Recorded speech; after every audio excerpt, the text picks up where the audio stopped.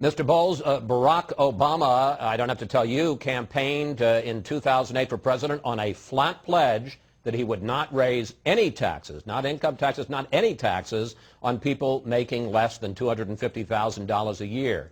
Do you feel bound by the president's pledge? What I feel bound by is the president looked Senator Simpson and me in the eye, and he said everything is on the table. So we're going to look at every single way to right this fiscal ship, whether it is cutting those sacred cows that you just talked about or raising revenue. We have to have everything on the table. We have to discuss it fully. We have to establish trust. And once we do that, then we got a chance, just like we did in 1997, to get to balance. Mr. Bowles, what do you think of a value-added tax? Look, I think it's something that ought to be on the table. I think there are many good arguments that you can make for a value-added tax or a consumption tax as opposed to a tax on wages. But I think it's just one of the things that ought to be on the table, but we ought to discuss. I'm not for taking anything off the table. But you know, again, as one member of the commission, do you have an opinion? Do you think it's a good idea or a bad idea?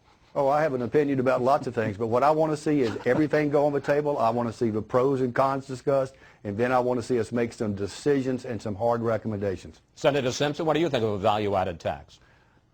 Well, I think that if everybody would get serious, you can't do a value-added tax without dealing with the income tax. So if you just want to shriek into the vapors, a value-added tax is going to destroy everybody, fine. But anything we do, we'll be doing in some kind of balance. You can't have a VAT tax and then leave the present structure.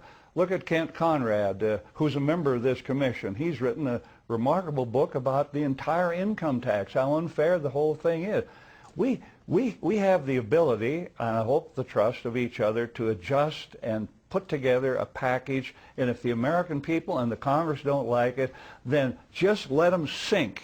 Because Greece is sinking on debt and deficit. Spain's next. Portugal's next. How'd you like to be the United States of America when China pulls the tin cup and says, we don't want T-bills, we want money?